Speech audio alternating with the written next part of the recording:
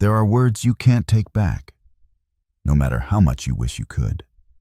Words that don't just cut in the moment, but linger, echoing in the silence long after the fight is over. I learned that lesson the hard way with the man who once looked at me like I was his entire world. Christopher was never the loud, showy type. He wasn't the man cracking jokes at parties or showing off his strength in front of others. He was steady, thoughtful, the kind of man who believed love was proven in consistency, not in grand gestures. He worked hard, came home tired, but still found the energy to fix the leaky sink or sit with our daughter while she did her homework. And yet, somewhere along the way, I stopped seeing that as enough. I compared him to other men who seemed more charming, more confident, more everything. And in my frustration, I started to pick at the one place I knew he was vulnerable. It happened one evening during an argument that started over something stupid. Dirty dishes, I think. Voices rose, accusations piled. And then I said it. Sharp, cruel, and meant to wound. No wonder you're so quiet all the time. You're not even half the man you think you are. The words slipped out before I could stop them. But the second they did, I saw it in his eyes. That flicker like something inside him had been extinguished. He didn't yell back. He didn't slam the door or throw my words in my face. He just stopped.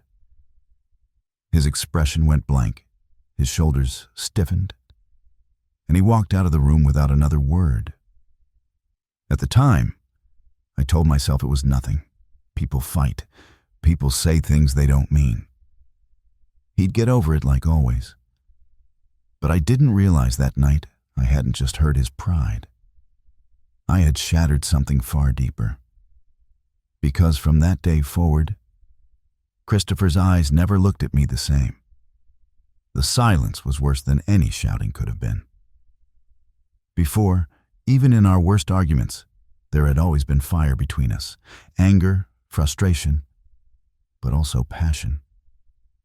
This time, there was nothing. Just a cold, deliberate distance that wrapped around him like armor. He still went to work, still paid the bills, still did everything a husband and father should do. But with me, he moved like a man walking on broken glass, careful, detached, never offering more than he had to. He listened when I spoke, but the warmth was gone. His laugh, the one that used to come so easily when I teased him or told a silly story, vanished.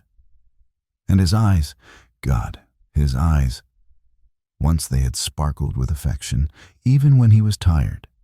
Now they were flat, guarded, and when they looked at me, it was as if he was staring at a stranger. I tried to brush it off at first. I thought time would fix it. I cooked his favorite meals, bought a new dress, even planned a weekend away. But no matter what I did, his responses were polite at best. He thanked me. He smiled. But it was the smile you give a coworker, not the woman you once held like she was your entire world. And the more he pulled away, the more desperate I became. I started apologizing over and over, sometimes in the middle of the night, whispering the words into the dark as if maybe, just maybe, he'd roll over and forgive me. But Christopher never did. He would just lie there, silent, staring at the ceiling until sleep finally took him. It was then I realized the cruelest part of what I had done. I hadn't just insulted him in anger. I had cut into the one place he carried his quiet pride, the man he was for me, for our family. And once that was gone, once I had made him feel less in the eyes of the woman he loved most, nothing I did could erase it. Our home became two worlds under one roof. We ate together, slept beside each other, but lived miles apart. The distance between us grew heavier with every passing day.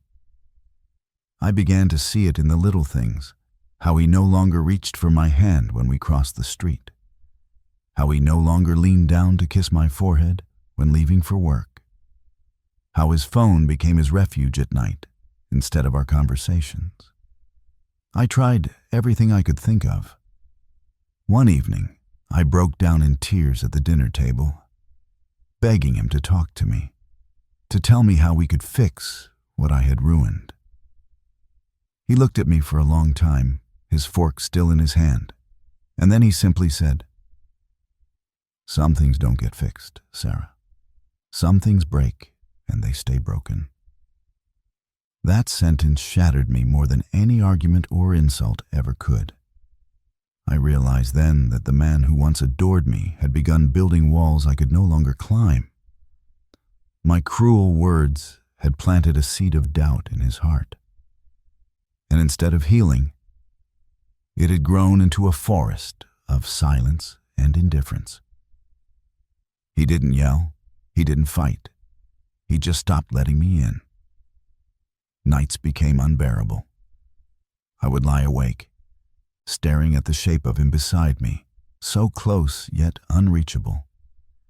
Sometimes I wanted to shake him, scream at him, demand he come back to me. Other times I felt too ashamed to even touch him, knowing my words had stolen the safety he once felt in my presence. Friends and family never saw it. To them, we looked fine.